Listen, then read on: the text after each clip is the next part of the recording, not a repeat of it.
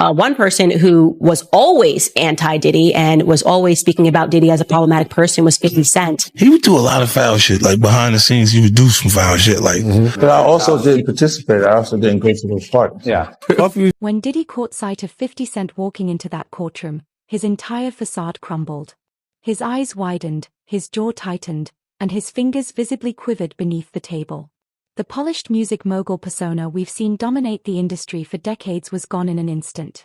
By the third day of the trial, several witnesses confirmed that Diddy completely unraveled after 50 Cent publicly announced his support for Cassie.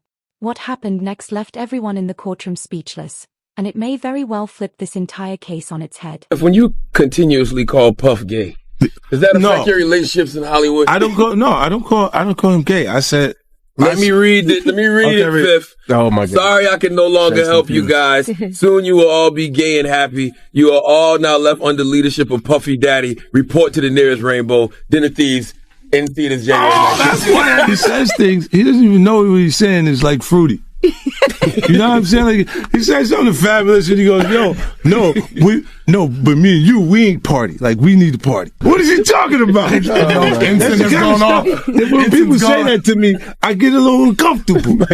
I get uncomfortable. Like, he said something to me one time, a long time ago, at Chris Lighty's wedding. He told me he'd take me shopping. I looked at him like, what'd you just say? Let me move, man, before I do something. You're gonna make me mess up the wedding. Oh, that's a nice gesture. Let me get out of no, dude, take me. That's what a guy says to. Sean Diddy Combs built his empire by meticulously controlling every aspect of his image. For over 30 years, we've watched him glide across red carpets with a calculated smile, handle tough interviews smoothly, and navigate scandals without a crack in composure. He crafted the reputation of an unflappable mogul, always in control. Remember that 2017 interview where he was questioned about alleged payments to former employees? Diddy simply smiled, adjusted his designer jacket, and redirected the conversation effortlessly. Or consider when his restaurant venture crashed in 2012, he still showed up to the closing celebration acting like it was part of a master plan. That was quintessential Diddy. Never showing weakness, his team worked tirelessly to preserve that image. Insider sources revealed he employed a specialized staff of 12 people whose sole job was to manage his public persona. They crafted everything, from prepared statements to his facial expressions. A former assistant shared that Diddy spent hours before TV appearances rehearsing his responses in mirrors and worked with a full-time media coach who tested his ability to remain calm under pressure. But behind those luxury sunglasses, former employees have long whispered about severe anger issues. There were two versions of Diddy, a former Bad Boy Records staffer revealed to me.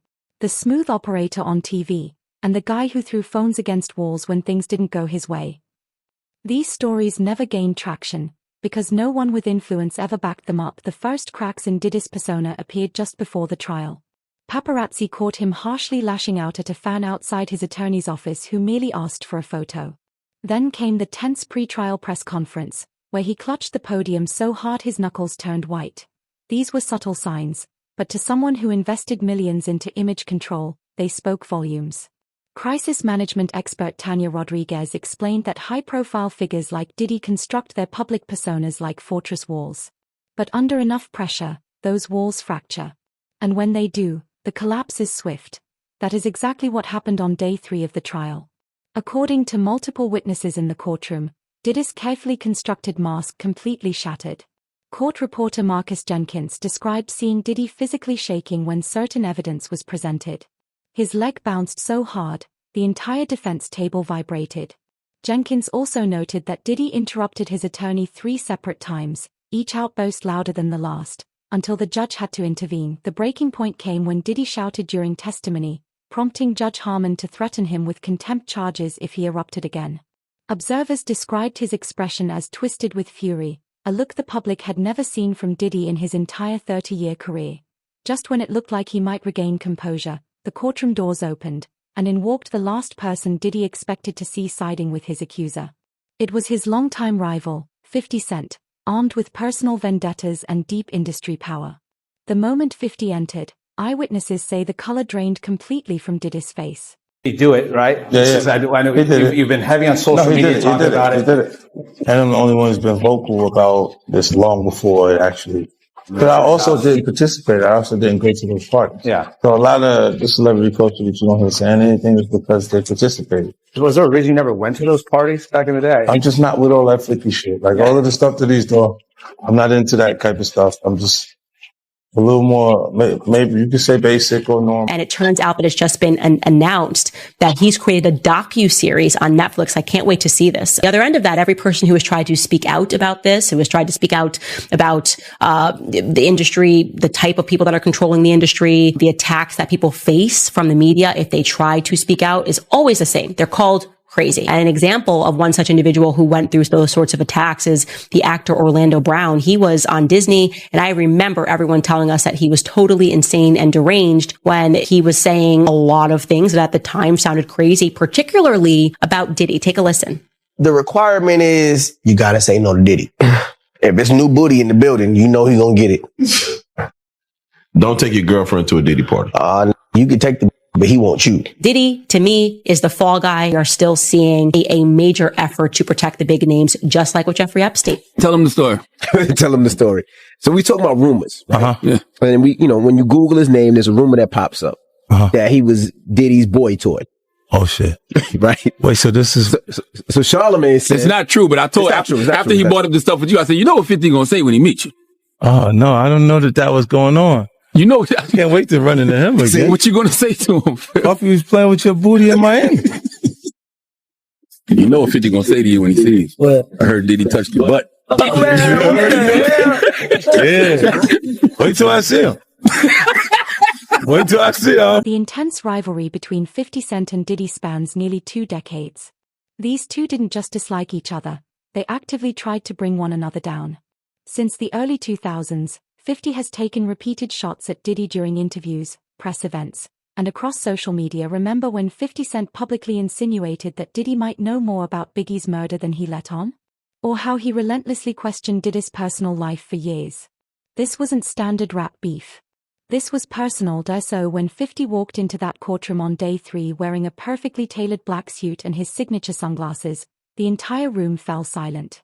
Court reporter Yanel Martin described the silence as so intense you could hear phones vibrating in people's pockets. Diddy, who had been mid-conversation with his lawyer, immediately stopped speaking. His head snapped up, and according to 3 separate eyewitnesses, his expression shifted from confusion to shock, then to unmistakable fear. Nobody expected 50 to show up in person. Sure, he had been taunting Diddy online since Cassie filed her lawsuit. Just weeks earlier, 50 shared that infamous hotel surveillance footage allegedly showing Diddy confronting Cassie in 2016, captioning it, "Money can't hide who you really are." That post racked up over 12 million views. He followed it with several Instagram posts hinting that he had more damaging info about Diddy's past. What the public didn't know was that 50 had been secretly communicating with Cassie's legal team. An insider revealed that 50's representatives reached out as soon as the lawsuit was filed. He expressed full belief in Cassie's story and offered help. 50 has always known how to play the long game. The source told me as 50 took his seat in the back row, the entire atmosphere in the courtroom shifted. People's heads bounced between Diddy and 50 like they were watching a tennis match. Diddy tried to focus on his lawyer's notes, but courtroom sketches show him constantly glancing over his shoulder. Then came the bombshell. During the lunch recess, 50 addressed the media waiting outside.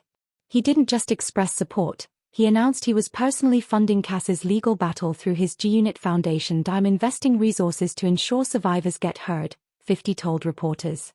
"And I'm going to help more women come forward with their stories about powerful men in this industry." He even clarified, "This isn't about my beef with Diddy, this is about right and wrong." When news of this reached Diddy inside, witnesses described his reaction as instant and violent. He slammed his fist on the defense table so hard, his water glass tipped over. His lawyer tried to calm him, but Diddy trembled visibly. Court officers began moving closer. To make things worse, just as the situation peaked, prosecutors announced they had obtained new evidence they claimed would prove Diddy had committed perjury. What played out on the courtroom screens next left everyone stunned. A lot of foul shit, like behind the scenes, he would do some foul shit, like hating on, like, doing things with people I'd done business with that he done business with. He would say shit that I was like, he said that to you? Right. I was like, yeah, it's all right. You know what I'm saying? Like, you know, and niggas don't know what they like till they see somebody with it. So they want the girls after you're done with them and shit. Yeah. Leftovers. Yeah. You take your leftovers. A lot of niggas have my leftovers. He was not offended by what I was offended by. This is wow, they found Kendrick and Wifey. That's obviously doing shopping. They got the same outfit. Yeah, that's true. Yeah, that's a nice shirt. Though. It's a nice shirt. All right, so when he said the shopping line in real life, what did you say?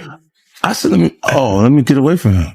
Cause it was like, he was like, yo, you hot now. Now we gotta hang out now. Like, you know, like hang out. Yeah. He said, I don't know, maybe I'll take you shopping and I get you some flash and you could give me the hood shit. And I was looking and I was like, let me just move away from him because I'm gonna mess up the wedding. I always say to myself, like, it was someone's wedding? It was Chris Lighty's wedding. It was in Miami. Nori's there.